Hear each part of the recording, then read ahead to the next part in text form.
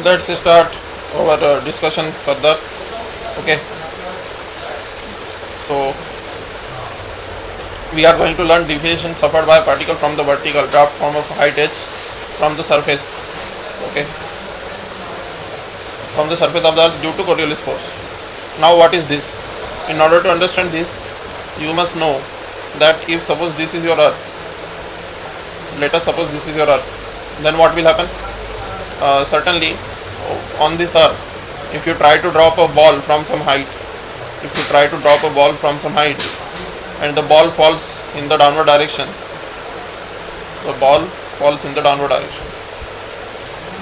then actually what we assume in the 11th and 12th standard, what do? In the 11th and 12th, we assume that the ball falls exactly in the vertical direction. Okay, so this ball, if this is the position, it will fall exactly below this point. Okay, the ball will fall exactly below this point. That is what we assume.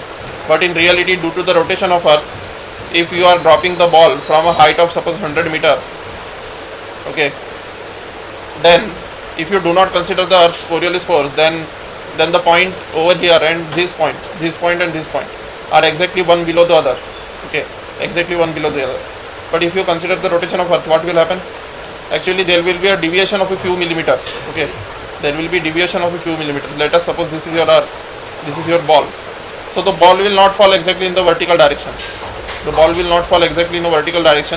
Instead the ball will fall little bit in the tilted manner. Okay, depending on in which hemisphere you are doing this thing, it will depend. So instead of falling exactly, if you look at this point and if you look at this point, these are not one below the other. These are a little bit, this is a little bit tilted, means over here, if I try to draw a exactly vertical line, what will happen?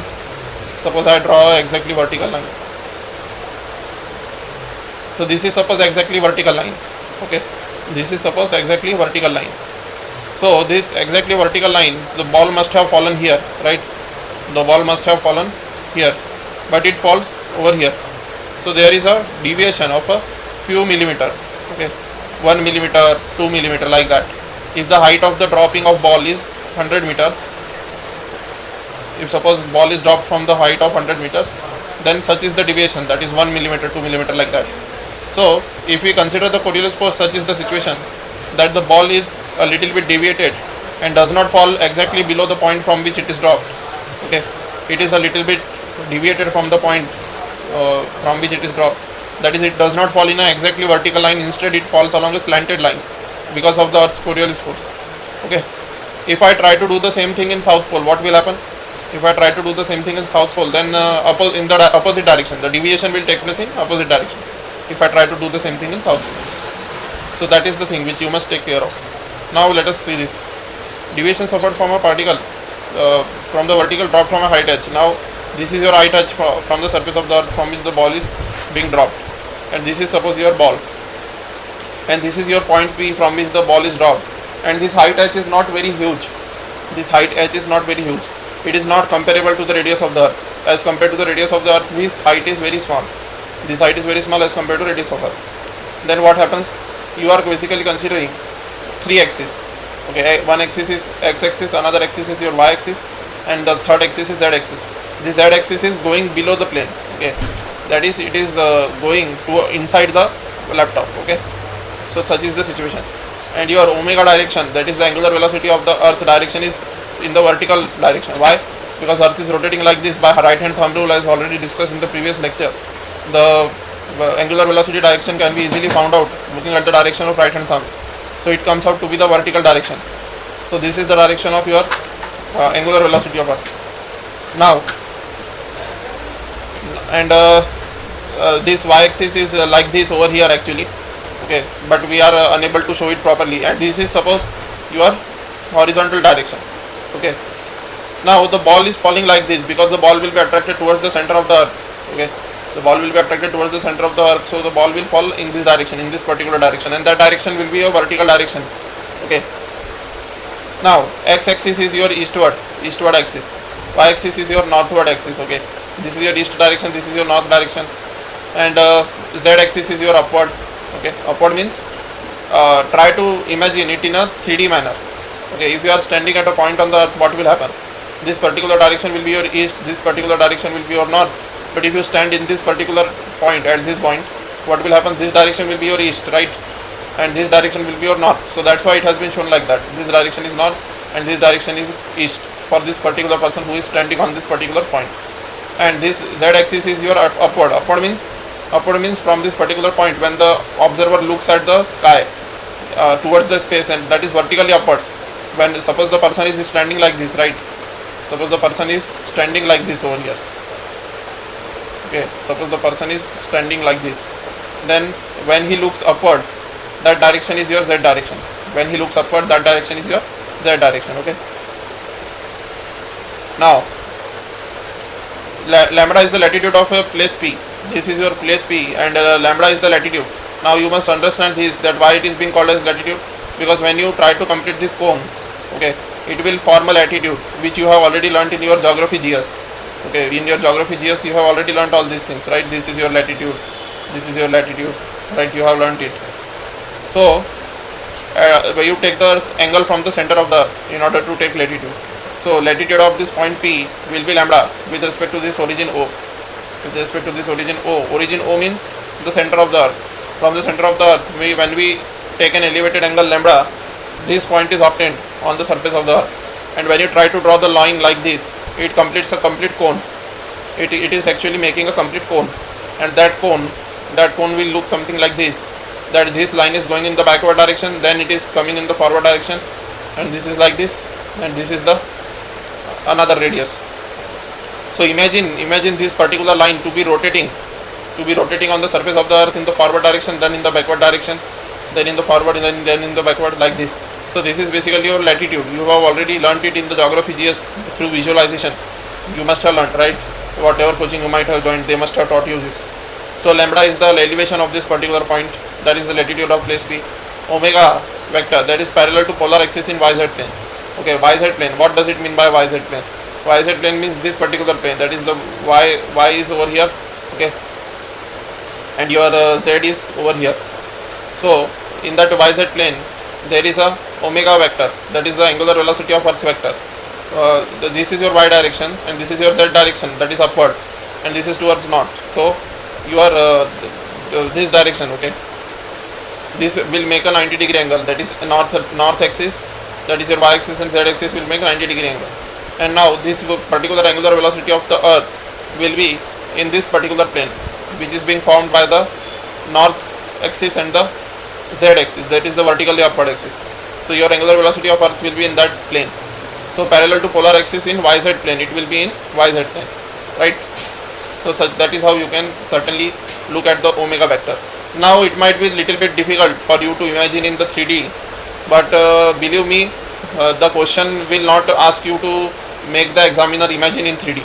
Okay, such a question will never be asked that please make us imagine in 3D that how did you arrive at this, or how did you arrive at that. You will not be asked to imagine in 3D. So even if you are getting confused that how this x-axis, how this y-axis, and how this z-axis, all these three axes, how they are parallel to each other, if you are getting confused in this, okay, then you have to actually consider the earth to be a sphere. Then you will not get confused. If you consider the earth to be a sphere, then certainly you will not get confused. You will certainly understand everything. Okay. So actually I must have shown it in a different manner. Actually I should have shown that this direction is north, this direction is east, so I must have shown it like this. Okay, but anyways, when you stand on this particular point on the earth, then just imagine that the person is standing like this over here. Okay, so as the person is standing like this, the north direction and east direction will be perpendicular to him, because the sun rises from here according to him. So this particular direction will be eastward direction, this particular direction, that is this particular direction, will be northward direction. So like that you have to imagine, imagining yourself on the earth. After you imagine yourself on earth, then you will understand it certainly. So omega vector, that is parallel to polar axis in yz plane. If you are unable to imagine it properly in 3D, then what should you do? You should actually remember the things, that such is the diagram I have to make, such is the x-axis I have to make, such is the y-axis I have to make, such is the z-axis I have to make, such is the direction east I have to take, such is the direction which I have to take as north, such is the direction I have to take as vertically upward, such is the direction which I have to take as vertically downwards, Such things you must remember if you are not able to visualize it properly. So omega vector is parallel to polar axis in yz plane. Now omega will be equal to omega x I cap plus omega y j cap plus omega z k cap. This is not a new concept because any vector can be represented in terms of three mutually perpendicular components, and those three mutually perpendicular components are x axis, along y axis and along z axis. So these are the three components. Now along omega x means the component of this particular thing along the x axis. Okay, so along the x axis the component will be 0. Why will the component be 0? Because these two are perpendicular, right? So that's why the component of omega along x axis will be 0. The component of omega along y axis, what will it be? The component of omega along y axis will be omega cos lambda, because whenever you take the component of any vector along a particular direction, you basically multiply by the cos lambda, that is the cos of the angle between the two vectors. So if you want to take the component of this particular omega vector along this particular axis, you have to basically multiply it by the cosine of angle between the two axes. So we have multiplied by the cosine, so omega cos lambda will be the component along y axis. And what will be the component along z axis? Certainly the component along z axis will be such a component. Component along z axis will be such a component which makes again a 90-degree angle. So along the z axis what will happen? Y and z make a 90-degree angle, but this angle what will it be equal to? This particular angle will be equal to 90 minus lambda. Okay, 90 minus lambda. Now you understand this very well, that when I try to take omega cos 90 minus lambda, what will happen? When I try to take the component along z axis and I say omega cos 90 minus lambda, cos 90 minus theta is sin theta, so omega sin lambda will be the component along the z axis. So that's why sin has come. Or otherwise you can imagine it like this also, that whenever these two axes will be perpendicular to each other, anything in between will break up as sin and cos. Okay, so the adjacent arm, this component will be cos component, this component will be sin component, and this is the vector in between. So you have already learnt it in the lower classes. You can understand it like that, and you can understand it like that also, or else you can understand it like this also, that this is 90 minus lambda, then cos 90 minus lambda will be the component of this along this. So cos 90 minus lambda will be sin lambda. You can understand it like that also. So either ways you can understand it. So omega sin lambda k cap. So omega vector equal to omega cos lambda j cap plus omega sin lambda k cap. Now v is equal to velocity of the particle after time t. Then what will happen? V is equal to velocity of the particle at the time t. So the ball starts falling down from here. So this is suppose your k cap direction. So what will happen? The direction of ball will be minus v k cap. Okay, that is in the downward direction. Why negative sign? Because the upward direction of k cap has been taken as positive. So the downward direction of k cap will be taken as negative. Okay, and k cap is along the z axis. So the vertically downward direction will be minus k cap, as the vertically upward direction from the earth. What is the vertically upward direction from the earth? This particular direction, that is vertically upward direction from the earth, that is taken as positive k cap. So obviously you have to take this particular direction as negative k cap, because the ball is falling in the downward direction. So v equal to velocity of particle after time t, then what will happen? V equal to minus v k cap, and v equal to u plus at. You know this very well. V equal to u plus at. Now the ball has been dropped from a height edge. So u equal to 0, that is initial velocity equal to 0, and g will be equal to a will be equal to g. So gt will come. V equal to u plus at will turn out to be v equal to gt in this particular case. And as you have already considered the negative sign, that's why you are not considering g to be negative. Okay, so v equal to gt. So in the downward direction the particle is falling. Okay, so v will be equal to gt in the k cap direction. Now Coriolis force acting on the particle, what will it be? Fc equal to minus 2m omega cross v. We have already learned this in the previous class. Here v prime equal to v. Okay, how v prime is equal to v over here? Let us see the previous Coriolis force formula. Okay, now the Coriolis force formula, as we have already learned, that is v prime. V prime comes in its formula. Now what is this v prime actually? V prime is actually the velocity with respect to this s prime axis. Okay, v prime is actually velocity with respect to this s prime axis. Now in this particular situation, when we are considering v prime to be equal to v. Why? Because even if we consider the rotation of earth, okay, this v prime velocity which the ball has obtained over here at this particular point, that will be measured with respect to earth only. Okay, and the earth is a inertial frame for practical purposes. As the earth is a inertial frame for practical purposes, we are not considering the earth to be non-inertial. So that's why v prime will be equal to your v, okay, because the earth is being treated as an inertial frame. So that's why v prime equal to v, and this particular velocity, that is the vk cap, will be measured with respect to the earth. So your v prime comes out to be equal to v. So Coriolis force acting on the particle Fc vector equal to minus 2m omega cross v. Now minus 2m omega will be equal to omega by j cap plus omega z k cap, and v will be equal to minus v k cap, okay. So what happens is that 2m omega by v I cap, how did this come? When you try to multiply this, how will you multiply this? First this will be multiplied by this first, then plus this multiplied by this will come, okay. So order is very important because it is a cross product. So first this will be multiplied by this, then this will be multiplied by this, and both of them will be added. Now when you try to take the product of this and this, what will happen? Omega y minus v will be as it is, and j cross k will come. J cross k will come. Now you know this very well. When we try to take the cross product, we have a certain rule, okay. This is the cyclic rule which we have with us, okay. Now if we try to multiply j with k, then j with k, so I will come, plus I will come, because we are moving along the circle. So j cross k will yield you I. So you have got the first term to be equal to I, and the second term is k cross k, that will eventually turn out to be 0, because cross product of a vector with itself is always 0.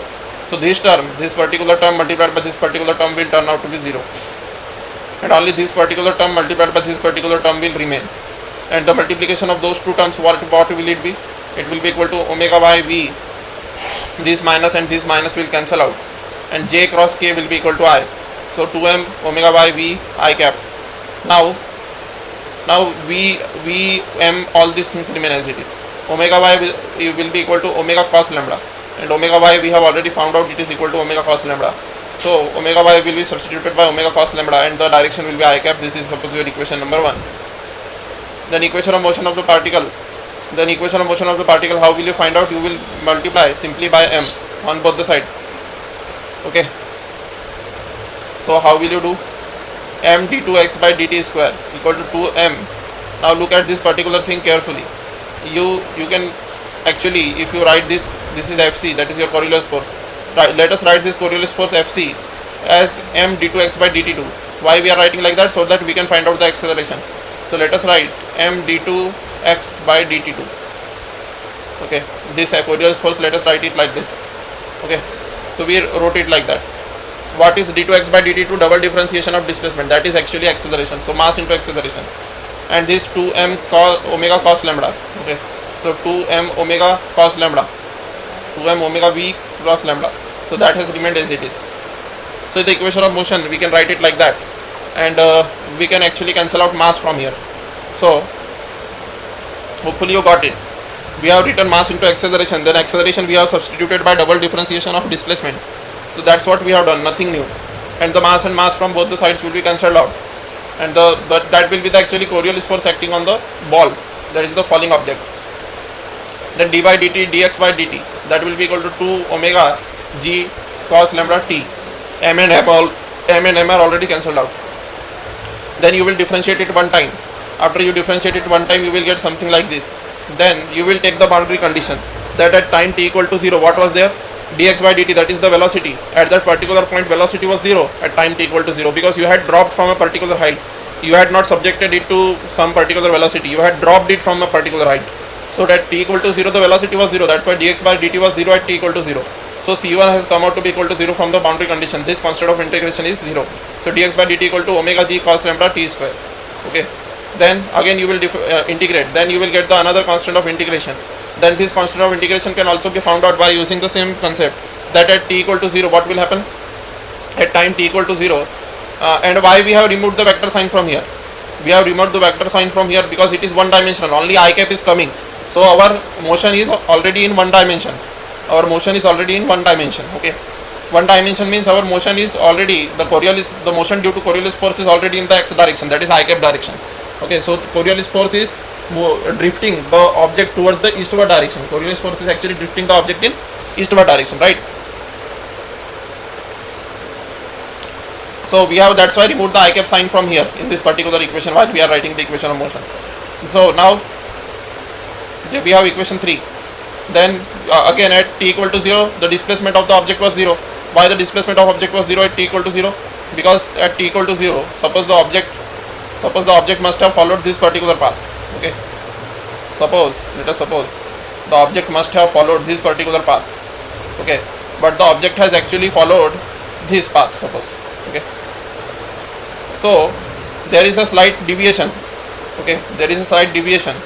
So at this particular point, when the ball was dropped at t equal to 0, at that particular point the deviation was 0, and it will keep on increasing. It will keep on increasing till it reaches the maximum over here at the last. Okay, so that's how you will understand. If I try to draw it in the magnified manner, what will happen? Let us draw it in a magnified manner. Okay, let us draw it in a magnified manner. So suppose this is your height from which the ball is falling, and this is the actual path followed by the ball. Let us assume both of these are straight lines. So at t equal to 0, the deviation due to Coriolis force, this is the deviation due to Coriolis force at every point. Actually this much deviation will not take place, but we have actually magnified the situation and shown it to you. So at t equal to 0, there will be no deviation. Okay, so the x will be equal to 0 at t equal to 0. So c2 will be equal to 0 here. So that's how you got the c2 to be equal to 0. That is the second constant of integration also to be equal to 0. So x is equal to your 1 by 3 omega g cos lambda t cube. That is your equation 4, suppose. Now s is equal to ut plus half at square. So your height of falling, okay, s is equal to ut plus half at square. So your h will be half gt square by that formula. So your t will be equal to 2h by g to the power 1 by 2. Okay, because this will go in the right hand side, 2h by g will occur, and when you take the square root on both the side, 2h by g square root will come. Then x will be 1 by 3 omega g cos lambda. This will be substituted over here. So 2h by g to the power 3 by 2. Then how will you actually find out the value of this? It will be 2h divided by g to the power 3 by 2, right? So let us take the cube inside. What will happen? 2h cube by g cube to the power 1 by 2. Okay, but we know this very well that some of the terms we can take outside from here. So what you can take outside, this will be 8. So 8 is actually 4 into 2. So you can take, okay, 2 inside and 2 will be taken outside, right? So it will come as 2 over here. Okay, let us write it with the red color pen. If you simplify this, 2 will come over here 2 will come. Okay, over here it is cube, and over here it is 1 by 2. Now you can actually write this g cube as g square into g. Okay, so g will remain as it is, 1g will come out, 1g will cancel with this one. So it will be finally, okay, it will be finally what? 2 by 3 omega cos lambda, okay, 2h cube by g to the power half. This will be the final expression. So just correct the expression over here. Okay, just correct the expression over here. The expression has been written wrongly over here. Just correct it. Okay, you should correct it, because the square root symbol will not vanish from here. Okay, you must remember this thing, that the square root symbol which has been ignored over here, that will not go from here. That will remain as it is over here. Okay,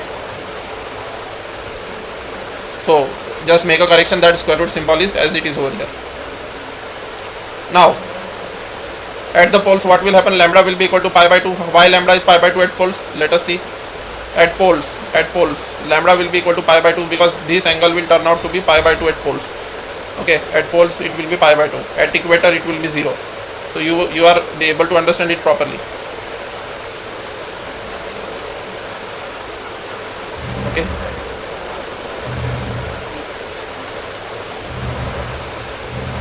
So at poles, lambda equal to pi by 2, so x equal to 0 at equator, lambda equal to 0, cos lambda equal to 1, that will be maximum.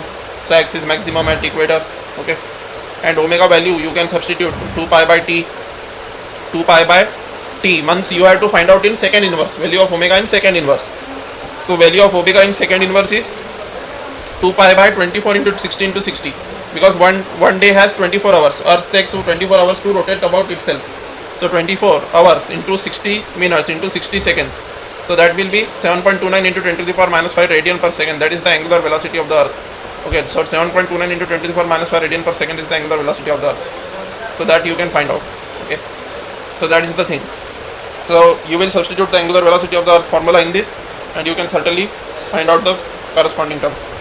So that's how you have derived it successfully.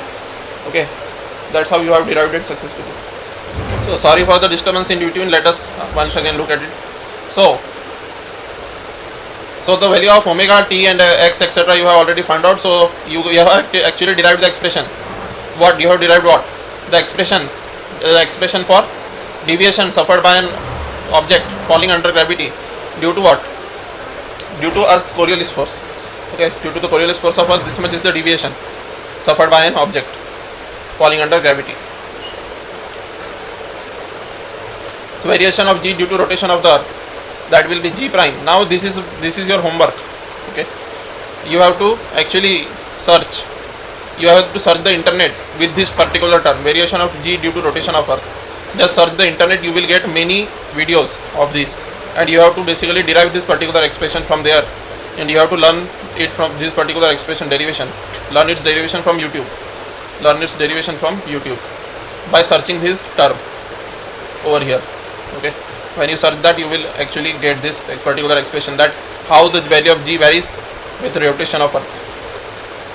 Now based on this particular formula, we have to find out one particular problem we have to do.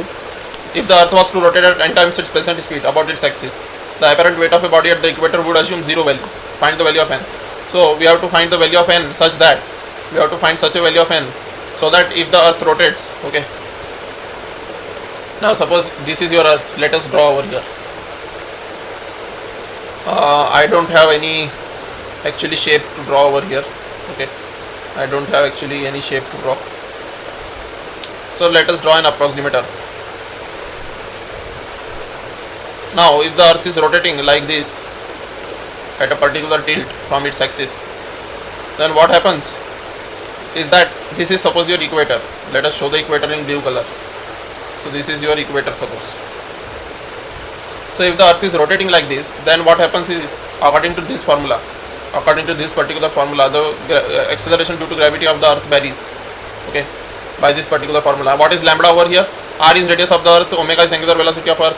But what is lambda? Lambda is again the latitude of the Earth. Okay, lambda is again as shown in this particular figure, the latitude of the Earth. Okay,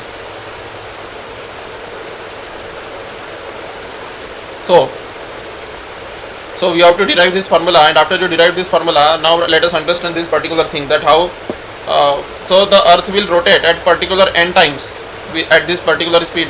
The Earth now it is rotating with omega, but suppose the Earth starts rotating at n omega speed, then you have to find the value of n such that if the Earth starts rotating at n omega speed, then at this particular point, that is at the equator, the objects will experience weightlessness. The objects will fly at the equator. Such a speed you have to find out, that how much velocity, at how much velocity the Earth should, at how much times the present velocity the Earth should rotate. Okay, at how much times the present velocity the Earth should rotate, so that, okay,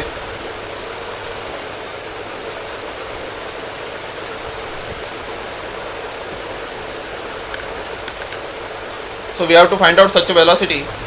Okay, so if the Earth starts rotating at a velocity n times the present value, then what will be the value of n, so that the objects face weightlessness at the equator. So because the Earth's acceleration due to gravity is decreasing.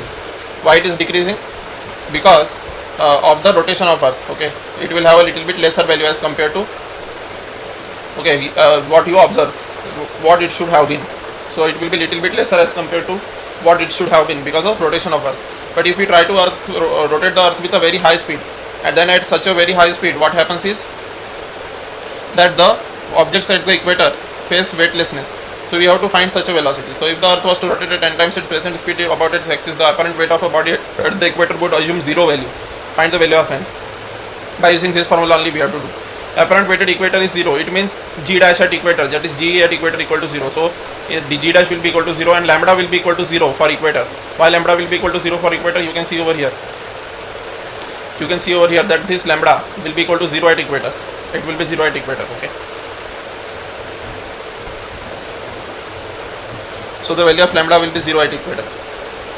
So g dash will be equal to 0. That is, this term has turned out to be equal to 0, and this will also be 0. So cos 0 is equal to 1. So your formula turns out to be g minus omega square r. Okay. So you can see over here, if omega dash equal to n omega, then what happens? This is suppose your n omega, that is the new angular velocity of the earth. Now the why you have substituted n omega? You have substituted n omega because after getting n omega velocity only the g dash is becoming 0 at equator. So that's why you have substituted n omega. Now this value you must remember that n square omega square r by g, this is a universal constant. This is a universal constant for earth, n omega square r by g. You must remember this n square omega square r by g equal to 1. This is a universal constant for earth. Okay, you must remember this thing. Okay, now not this, the one which is given below. Okay, the one which is given below, this is universal constant, not that one. Really sorry for that. Okay, this is your universal constant. You must remember omega square r by g is a universal constant, that is 1 by 291. Now from here you have got this particular thing, and this is the value of this. So n square will be equal to 291, and when you take the square root of 291 you get the value of n, that is 17.06. So after you copy down all these things in your notebook and try to understand each and every step, you will certainly understand each and every step. There is nothing new in this stuff. Okay, only thing is you have to learn the derivation of this from YouTube. Derivation of what? Derivation of this particular expression you have to learn from YouTube. Okay, I am not going to provide another person's video, because when I try to do so, many people say that I am not able to understand it. Okay, so you yourself choose your own choice video from the YouTube. Whatever video you like the most for this particular derivation, you must choose that video and you should watch that video. Okay, so little bit work you should do yourself also. So the earth should rotate at 17.06 the present velocity. So the earth should rotate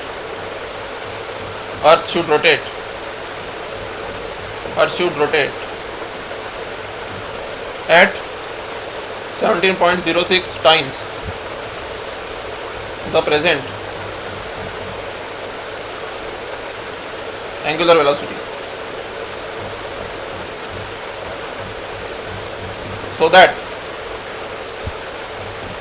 equator objects face weightlessness. Okay, this is the thing which you must remember. So thankfully hopefully you have got everything. Thank you very much. Jai Hind, Jai Bharat.